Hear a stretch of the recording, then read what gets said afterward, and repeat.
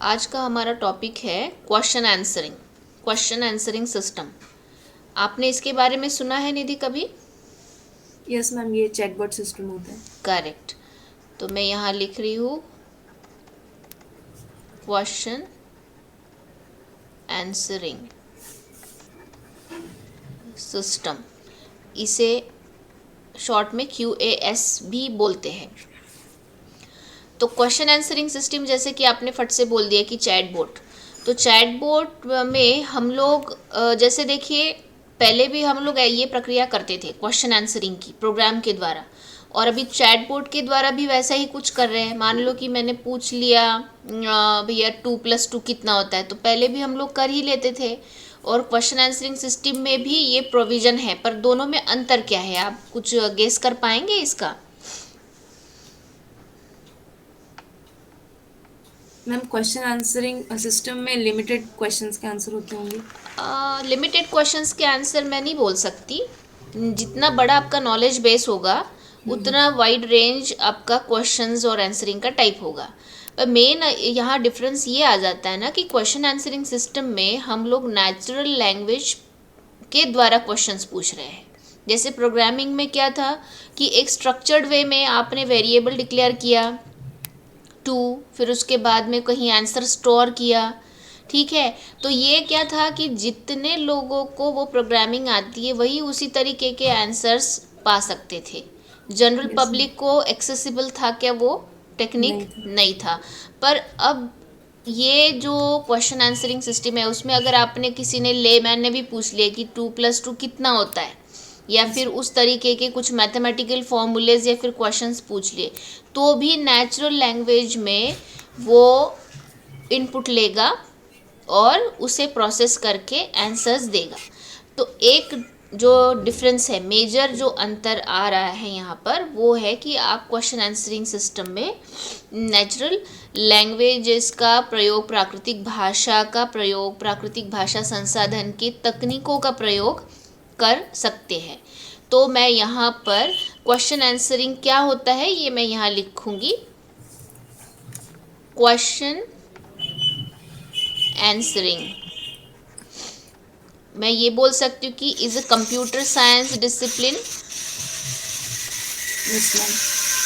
हाँ, computer science discipline है। ठीक है, अब ये जो डिसिप्लिन है वो किस स्पेसिफिकली किस फील्ड से रिलेटेड है? ये ठीक है, कंप्यूटर साइंस डिसिप्लिन है, ये रिलेटेड है आपका, natural language. Yes, field of, मैं यहाँ लिख रही हूँ NLP, और मैं इससे बोल रही हूँ natural language processing and information retrieval, क्योंकि आप उससे इंफॉर्मेशन रिट्रीवल करते हैं। इंफॉर्मेशन रिट्रीवल, कहीं तो भी आपका नॉलेज बेस जो बना हुआ है वहाँ पर आप सर्च करते हैं, और वहाँ से अप्रोप्रिएट आंसर्स को आप ढूंढ के सामने लाते हैं। और जब ये ढूंढने की प्रक्रिया होती है, सर्च करने की प्रक्रिया होती है, तो आप NLP के तकनीक वहाँ पर अप्लाई करते हैं।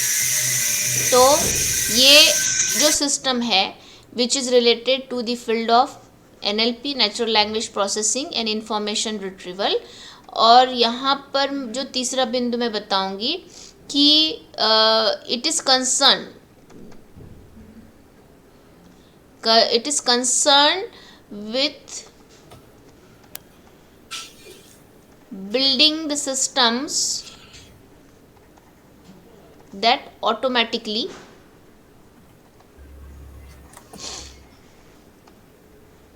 answers the questions। ठीक है, क्वेश्चन आंसरिंग क्या कर रहा है यहाँ पर कि कंप्यूटर साइंस डिसिप्लिन है, related to the NLP and IR है, and it is directly concern with building the system. यहाँ देखो ये जो महत्वपूर्ण वाक्य दिख रहा है, building the system that automatically answers the questions. वो भी कैसे? Posed by human in natural natural language. Language. Yes, जो मैंने अभी आपको बताया क्या अंतर है। पहले वाले जो कुछ थे टिपिकल प्रोग्रामिंग्स और क्वेश्चन आंसरिंग में क्या अंतर है कि ये सिस्टम इस तरीके से डेवलप करते हैं डेवलप होता है कि जो आपका इनपुट नेचुरल लैंग्वेज में देगा और आपको वहाँ पर क्वेश्चंस आपके जो नेचुरल लैंग्वेज में आप जैसे पूछते हैं वैसे आप वो सिस्टम से पूछ पाएंगे और वो उसी तरीके से जवाब भी रिट्रीव करेगा, आंसर्स देगा। ठीक है, ये 3 जो इम्पॉर्टेंट बिंदु है वो नेचुरल लैंग्वेज प्रोसेसिंग के बारे में, क्वेश्चन आंसरिंग के बारे में।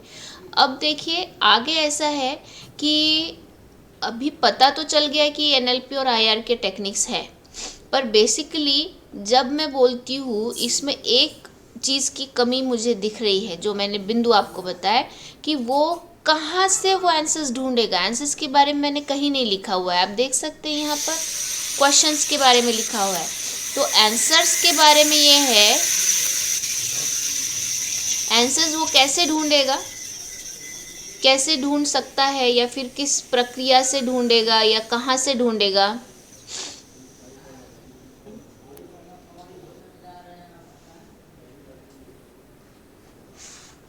मैम डेटाबेस जो होगा। वेरी गुड, डेटाबेस होगा, या फिर मैं इसे मोटे तौर पर बोलूँगी नॉलेज बेस। ठीक है, यस मैम। हाँ, तो ये जो नॉलेज बेस है ये नॉलेज बेस को सर्च करेगा और उसके अप्रोप्रिएट, मान लो कि आपने पूछा कि who is the president of USA, ठीक है ना, तो ये जो आपकी क्वेरी लाइन है उस क्वेरी लाइन को वो क्या करेगा, मतलब ऐसे प्रोग्राम में वो इनपुट होगी वो क्वेरी लाइन कि जिससे हम लोग प्रोसेस करेंगे, पहले क्वेरी को प्रोसेस करेंगे। ठीक है, फिर उस क्वेरी को कहीं तो भी जो नॉलेज बेस बना हुआ है उस नॉलेज बेस के साथ मैप करेंगे Match. कि वो हाँ कहाँ पर है, वो इन्फॉर्मेशन कहाँ है। उसे फिर तीसरे चरण में हम लोग उसको रिट्रीव तो करेंगे, पर वो रिट्रीवल भी स्ट्रक्चर्ड होना चाहिए। मतलब ऐसे ही नहीं कि भैया दे दिया तुमने, ऐसे ही किसी का नाम दे दिया, ऐसा नहीं। वो रिट्रीवल भी, वो आंसर भी प्रॉपरली स्ट्रक्चर्ड होना चाहिए। तो अब ये जो आपके नॉलेज बेस है वो आपके डॉक्यूमेंट कलेक्शन रह सकते बड़े बड़े, क्योंकि चूँकि हम लोग बात करें नेचुरल लैंग्वेजेस की, यहाँ पर नेचुरल लैंग्वेज प्रोसेसिंग की, तो आपके जितने भी नॉलेज बेस बोल सकते हैं यहाँ पर, जो कि आपके क्वेश्चन आंसरिंग सिस्टम में काम आते हैं, वो क्या हो सकते हैं, आपके बड़े बड़े डॉक्यूमेंट्स हो सकते हैं। तो ये डॉक्यूमेंट के सोर्सेस कौन कौन से हैं, आप बता पाएंगे कि कहाँ कहाँ से ये नॉलेज बेसेस हमें मिल सकते हैं। मान लीजिए ऑनलाइन ही सही या फिर ऑफलाइन ही सही। मैम ऑनलाइन कहा जाए तो वर्ल्ड वाइड वेब भी है, इतना वेरी बड़ा। गुड, वेरी गुड, इतना बड़ा, बहुत बड़ा नॉलेज बेस है। मतलब मैं यहाँ बोल सकती हूँ कि knowledge base world wide web हो गया, उसके पेजेस में बोलती हूँ। ठीक है, ये जो पेजेस है वर्ल्ड वाइड वेब के पेजेस। अब दूसरा एक और रिसोर्स है, जैसे कि देखो ये पूरे के पूरे पेजेस लेने से अच्छा है मैं कभी उसका सबसेट काम में लाऊं। पर्टिकुलरली किसी क्वेरी को ढूंढना है, मुझे क्वेरी को आंसर करना है, तो मैं पूरे पेजेस को विजिट करूँगी क्या निधि? No ma'am. ज़रूरी नहीं है, मैं उसका सबसेट ही, जहाँ जहाँ वो वर्ड्स आ रहे हैं तो वो क्या हो गया, वो सबसेट हो गया, तो मैं उसका सबसेट को मैं उपयोग में लाऊंगी। अब दूसरा एक है कि जैसे देखो विकीपीडिया एक बहुत बड़ा नॉलेज सोर्स है, पर चूंकि वो वर्ल्ड वाइड वेब का ही भाग है तो उसको मुझे बहुत अलग से बोलने की ज़रूरत नहीं है। पर फिर भी कभी कभी क्या हो रहा है ना, मतलब जैसे अभी हाल ही में जो फेसबुक ने जो क्वेश्चन आंसरिंग सिस्टम बनाई है, वो अपना नॉलेज बेस किसको बनाए रखा हुआ है, विकीपीडिया को। पूरे वर्ल्ड को नहीं, पूरे वर्ल्ड वाइड वेब को उसने नहीं बनाया, उसने केवल और केवल क्या किया है, विकीपीडिया का ही नॉलेज बेस के तौर पर उपयोग किया है। फिर उसके बाद में देखो क्वेश्चन आंसरिंग सिस्टम में ऐसे होता है ना कि कुछ ऑर्गेनाइजेशनल, मतलब मैं ये बोल सकती हूँ कि इंटरनल ऑर्गेनाइजेशन कुछ डॉक्यूमेंट्स होते हैं, उसे भी सर्च किया जा सकता है। डॉक्यूमेंट्स हो गया, फिर ये वेब पेज हो गया। तो अब जैसे कि चेतन बात कर रहे हैं चैटबॉट्स की, तो मैंने उनको रिकमेंड किया था कि आप एजुकेशन सेक्टर में करो, अपने ही विश्वविद्यालय के लिए करो, याद है आपको? Yes ma'am. हाँ, तो ऐसे इसमें देखो वो जो इंटरनल ऑर्गेनाइजेशनल डॉक्यूमेंट या वेब पेजेस ही उनका एक नॉलेज सोर्स बनेगा या नॉलेज बेस बनेगा। ऑब्वियस है, क्योंकि यस मैम। ऐसी कुछ क्वेरीज होगी जो कि आपके ही हमारे ही जो वेबसाइट है हिंदी विश्व उस पर ही होगी, अपने ही वेबसाइट पर होगी। हो सकता है कुछ इंटरनल डॉक्यूमेंट्स भी उसमें काम आए उस क्वेरी में, जो कि इंटरनेट से या फिर लिंक हो या फिर क्लाउड पर हो। तो ये भी एक तरीके का नॉलेज बेस बन सकता है। और कुछ टेक्स्ट है रेफरेंस टेक्स्ट, जो इंटरनल रेफरेंस टेक्स्ट मैं बोल रही हूँ, इंटरनल रेफरेंस टेक्स्ट भी इसमें नॉलेज बेस में आ सकते हैं। अब कुछ news wire reports, news wire reports मतलब ये विकिपीडिया जैसा ही काम करेगा। ऐसी कुछ न्यूज़ वायर रिपोर्ट्स भी इस के काम में आएंगे क्वेश्चन आंसरिंग सिस्टम को बनाने के, विकसित करने के। ठीक है, यहाँ तक क्लियर है बेटा आपका? Yes ma'am. ओके, तो अब देखो इसमें किस प्रकार से वो काम करेगा। तो इसके दो तरीके जैसे है, मैं यहाँ पर उसके पद्धति के बारे में बताना चाहूँगी।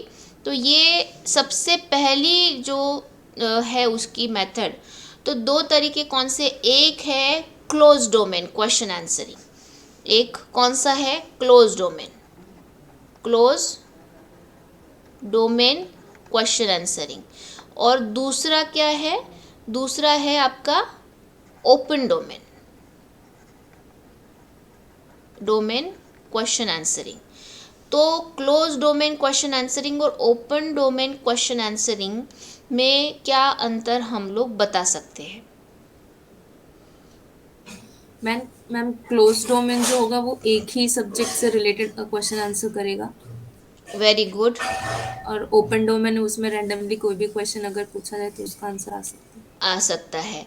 यस, यही आपसे अपेक्षित था। क्लोज डोमेन में जैसे कि आपने कहा कि किसी एक ही डोमेन का, तो मैं यहाँ पर बताऊंगी कि जो क्लोज डोमेन क्वेश्चन आंसरिंग है deals with the specific domain. ठीक है, जो आपने बताया वही चीज़, deals with the specific domain questions, मतलब उसी डोमेन के क्वेश्चंस से वो हमें रूबरू कराएगा, हमें आंसर्स देगा। Close domain question answering system में यही होता है। तो अब कई प्रकार के हैं डोमेन्स, तो डोमेन्स के अगर हम लोग नाम बताएंगे तो यहाँ पर मैं ज़रा यहाँ इसे एक्सटेंड कर लेती हूँ।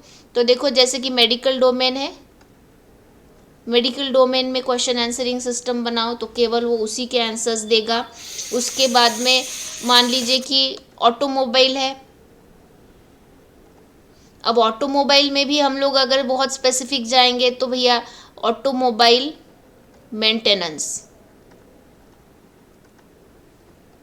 हाँ, ये क्यों मैंने लिखा, जैसे कि देखो ऑटोमोबाइल मेंटेनेंस में ज़्यादा से ज़्यादा लोगों का इंट्रैक्शन होता है। एक बार उन्होंने व्हीकल ख़रीद लिया, अगर मान लो कि वो अपना व्हीकल सर्विस कराना चाहते या फिर कुछ प्रॉब्लम आ गया उनको, तो उनको वहाँ से सर्विस चाहिए, तो वो चैटबॉट के साथ इंटरेक्ट कर सकते हैं। और ऑटोमोबाइल मेंटेनेंस में भी वो आपका जो क्वेश्चन आंसरिंग सिस्टम है बहुत बढ़िया से काम कर सकता है, क्योंकि यहाँ पर पब्लिक डोमेन ज़्यादा है। अब और कोई डोमेन है जो आपके ध्यान में है? टूरिज्म। Yes ma'am. मान लीजिए कि मैं जा रही हूँ किसी वर्ल्ड सेंचुरी में, वाइल्ड लाइफ सेंचुरी में जा रही हूँ, तो फिर वहाँ की जो वेबसाइट है वहाँ पर अगर मेरा क्वेश्चन आंसरिंग सिस्टम बना हुआ है उस प्लेस का, तो वो सारे के सारे जवाब दे देगा कि वहाँ पर जाने का समय कौन सा सही है, वहाँ रेसिडेंशियल फैसिलिटी कहाँ पर है, ठीक है, उसके कुछ टिकट्स वगैरह है, वो कितने पैसे उसको लगेंगे वगैरह वगैरह। तो ये भी एक टूरिज़्म डोमेन है जहाँ पर हम लोग कर सकते हैं। और कौन सा डोमेन हो सकता है बताइए ज़रा? Ma'am educational. वेरी गुड, मैं यही एक्सपेक्ट कर रही थी आपसे, क्योंकि अभी अपना वही चल रहा है, यस। एजुकेशन। एजुकेशन डोमेन में भी हो सकता है कि मान लीजिए कि मुझे कुछ मेडिकल या पैरामेडिकल कोर्सेज में एडमिशन लेनी है, तो मैं पूछूं कि कहाँ पर है कॉलेजेस, उसकी फ़ीस क्या है, उसकी एलिजिबिलिटी क्या है, वहाँ पर Yes, ma'am. फैसिलिटी है क्या रेजिडेंशियल, और कौन सी फैसिलिटी है वगैरह वगैरह। तो ये आपके close domain question answering system हो गया, जो कि केवल किसी एक ही पर्टिकुलर डोमेन के क्वेश्चंस के साथ और आंसर्स के साथ डील करता है। तो अब यहाँ पर क्या होता है ना कि जैसे कि ये जो क्वेश्चन आंसरिंग सिस्टम है क्लोज डोमेन, तो वो close domain question answering system में होता ये है कि यूजुअली डिस्क्रिप्टिव होता है। मतलब मान लीजिए कि जैसे आपका डिस्क्रिप्टिव आंसर्स रहेंगे रेदर देन प्रोसीजरल। डिस्क्रिप्टिव्स मतलब क्या है, डिस्क्रिप्टिव आंसर्स रहेंगे, प्रोसीजरल आंसर्स नहीं रहेंगे। तो डिस्क्रिप्टिव और प्रोसीजरल में मैं आपको अंतर बता देती हूँ। जैसे डिस्क्रिप्टिव का मतलब है नोइंग व्हाट, ठीक है, मतलब वो है क्या। प्रोसीजरल का मतलब है कि नोइंग हाउ। समझ में आई थोड़ी बात? Yes, ma'am. प्रोसीजरल आंसर्स वो नहीं देगा क्लोज डोमेन में, बेसिकली वो डील नहीं करेगा प्रोसीजरल आंसर्स से। नोइंग हाउ पे वो नहीं जाएगा कि भैया तुम्हें वो कैसे करना है या कैसे कौन सा स्किल चाहिए। वो जाएगा डिस्क्रिप्टिव डोमेन पर कि क्या है, व्हाट एग्जैक्टली इट इज़, मतलब कैसे किया जाता है वगैरह वगैरह। इन सारे प्रोसीजरल आंसर से वो कोशिश करेगा कि वो वहाँ पर ना आए, ना डील करे। तो ये है आपका क्लोज डोमेन के बारे में। आ रही है, मतलब कॉन्सेप्ट हो रही है क्लियर आपकी, close domain Yes. Question answering. ठीक है, अब हम लोग जैसे देखो जाएंगे ओपन डोमेन में। तो ओपन डोमेन में आपने पहले गेस तो कर लिया है क्लोज डोमेन का, तो वैसे ओपन डोमेन के बारे में भी मुझे अलग से बताने की ज़रूरत यहाँ पर नहीं लग रही है। आप ही बताएंगे मुझे कि ओपन डोमेन है क्या।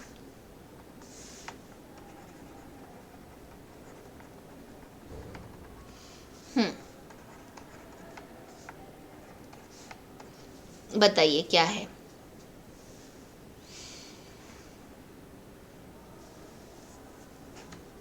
हाँ निधि। Sorry, मैं माइक बंद था. कोई बात नहीं बेटा।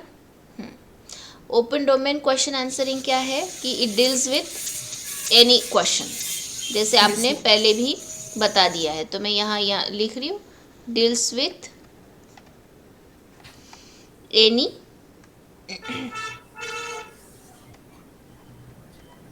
Question, any type of questions, और it deals with any type of question answers. और अब ये जो होता है ना कि देखो ओपन डोमेन है, तो ओपन डोमेन में क्या नॉलेज बेस भी बहुत बड़ा होना चाहिए। ये तो ऑब्वियस है कि Yes, ma'am. इसे जो नॉलेज बेस रहेगा वो मैं बोल सकती हूँ कि लार्ज नॉलेज बेस की ज़रूरत है। उसके बाद में जो कि नॉलेज बेस हम लोग रिट्रीवल के लिए काम में आ रहा है, तो जो कि ओपन डोमेन है, क्वेश्चंस भी इतने वाइड वैरायटी हो सकते हैं, तो उसका जो रिट्रीवल है वो रिट्रीवल में भी कई सारे प्रॉब्लम्स या कई सारी चुनौतियाँ आ सकती है। जैसे कि अभी आप चैलेंजेस के बारे में तो बात कर ही रहे हैं अपने पेपर में, तो ऐसे इसमें क्या होगा कि ये जो नॉलेज बेस है वो तो लार्ज चाहिए, साथ ही में आपका जो रिट्रीवल है उस रिट्रीवल के आंसर को फ्रेम करने के लिए भी हमारे पास कई सारे कॉम्प्लिकेशंस आ सकते हैं, कई सारे चैलेंजेस आ सकते हैं। किस में? आंसर रिट्रीवल में। अब जैसे कि यहाँ पर मैं आपको एक उदाहरण दूंगी। एक था सिस्टम बेसबॉल और दूसरा था लूनार। ये दोनों भी क्वेश्चन आंसरिंग सिस्टम है, अर्ली क्वेश्चन आंसरिंग सिस्टम, ठीक है। अब ये क्वेश्चन आंसरिंग सिस्टम्स क्या करते थे, ये बेसबॉल और लूनार। बेसबॉल और लूनार ये दोनों भी डोमेन स्पेसिफिक या फिर close domain question answering system थे। बेसबॉल से ही आपको नाम से ही पता चल जाएगा कि जो अपने बेसबॉल लीग होते थे पहले, उस बेसबॉल लीग के बारे में वो क्वेश्चन आंसर्स करता था। मतलब क्वेश्चंस आप पूछो तो वो क्वेश्चन उस लीग के बारे में, बेसबॉल लीग के बारे में पूरी इन्फॉर्मेशन आपको देता था, जिस तरीके के आपके क्वेश्चंस हैं। ठीक है। और दूसरा था लूनार। तो लूनार क्या करता था? Geological analysis of rocks. Geological analysis of rocks, जो कि आपने पढ़ा होगा ना अपोलो मून मिशन। तो उसमें जो जितने भी एनालिसिस हुए, जियोलॉजिकल एनालिसिस हुए, उस जियोलॉजिकल एनालिसिस के बारे में वो सिस्टम लूनार आपको आंसर देता था। आप उसी डोमेन के क्वेश्चंस पूछो, जियोलॉजिकल क्वेश्चंस, और उस जियोलॉजिकल क्वेश्चंस को वो बताता था। तो ये आपके दो बहुत ही, मैं बोल सकती हूँ बहुत बेसिक वाले, जो बहुत पहले डेवलप हुए क्वेश्चन आंसरिंग सिस्टम है, वो भी close domain question answering system. अब ये उसके बाद में और एक ये आए हैं इलीज़ा, और दूसरा है डॉक्टर। तो इलीज़ा और डॉक्टर, क्या ये डोमेन स्पेसिफिक थे या फिर ओपन डोमेन थे? ये आपके लिए होमवर्क है। ठीक है। आप मुझे Yes. इलीज़ा और डॉक्टर के बारे में कल बताएंगे कि भैया ये इलीज़ा जो है वो क्या है। दे आर दी चैटरबोर्ड्स प्रोग्राम, और हम बोल सकते हैं क्वेश्चन आंसरिंग सिस्टम। तो ये जो दोनों हैं वो कौन से डोमेन से रिलेटेड थे या फिर ओपन डोमेन थे, ये आपको बताना है। ठीक है। मैम सेकंड वाला क्या है? Doctor. Doctor.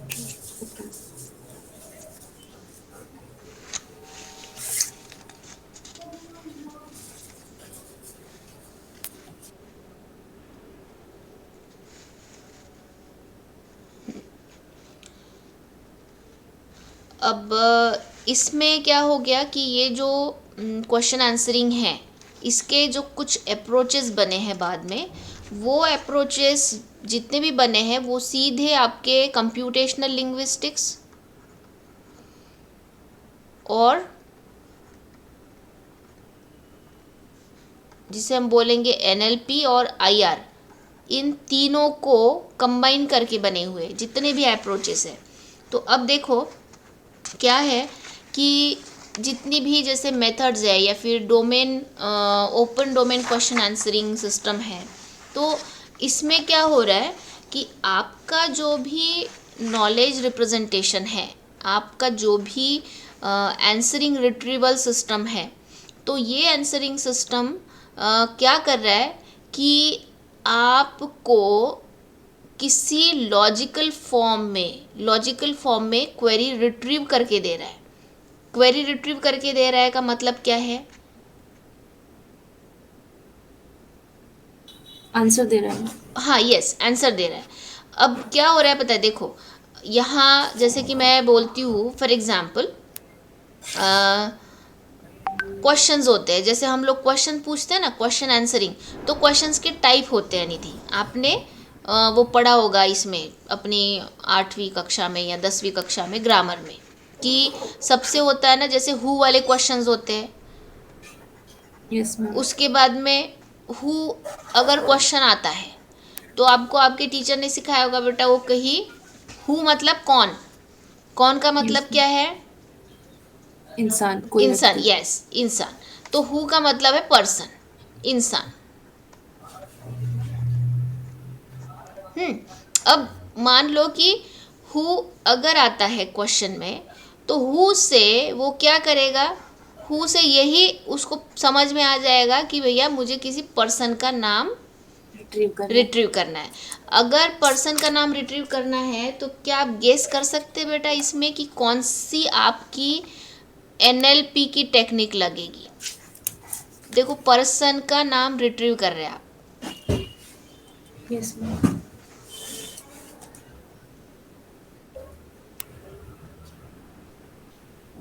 Ma'am POS tagging से हो सकता है। पीओएस टैगिंग से पर्सन का नाम तो नहीं पता चलेगा, पर मैम टैग्स का तो पता चलेगा कि भैया ये वर्ब है, ये सब्जेक्ट है, मतलब नाउन है। तो हमेशा बेटा नाउन या फिर वर्ब हो गया, हम 4 कैटेगरीज में करते हैं ना। एडजेक्टिव हो गया और एडवर्ब हो गया, ठीक है।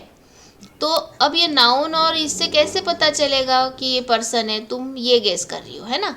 Yes ma'am. नाउन, पर नाउन तो और भी रह सकता है ना, कुछ भी रह सकता है नाउन, जरूरी थोड़ी ना है कि वो इंसान रहेगा। हम्म। Yes ma'am.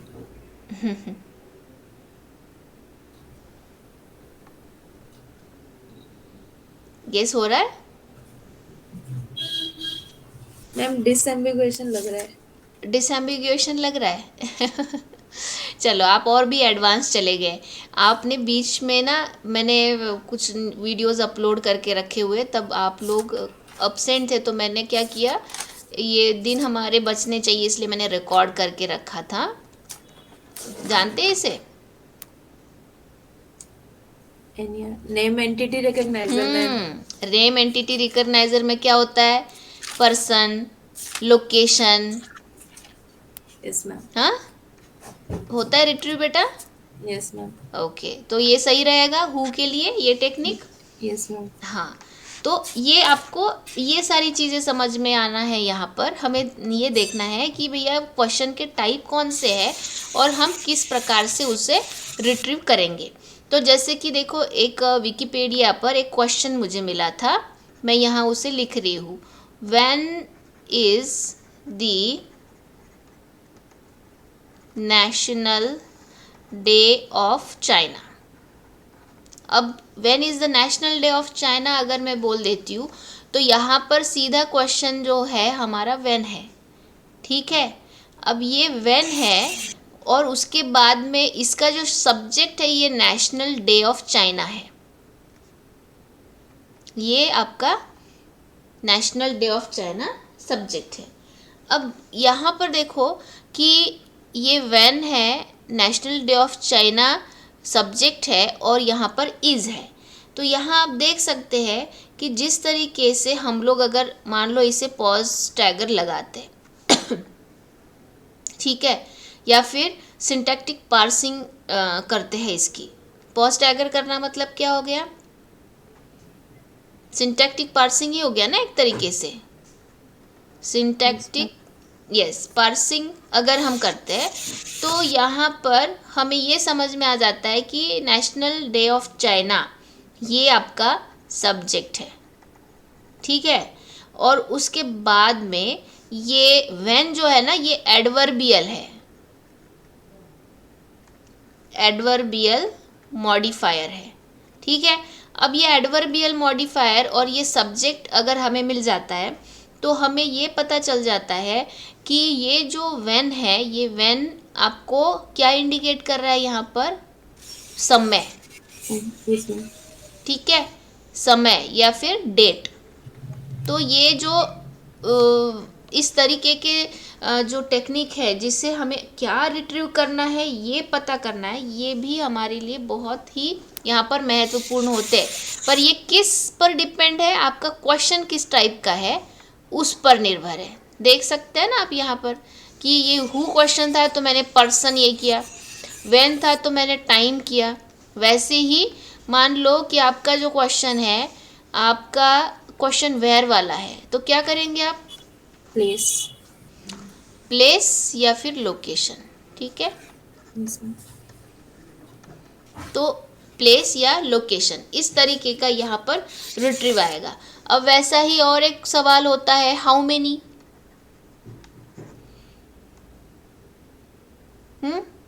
हाउ मेनी का मतलब क्या हो गया, नंबर्स आएंगे। यस तो जो भी है ना नंबर्स आएंगे, सीधा सीधा क्या भी पूछे कुछ भी, कितने, how many person, how many fruits, how many kilometres. तो यहाँ पर पक्की बात है कि यहाँ इसका जो आंसर रहेगा उस आंसर में मेन जो भी सब्जेक्ट रहेगा वो आपका नंबर होना चाहिए।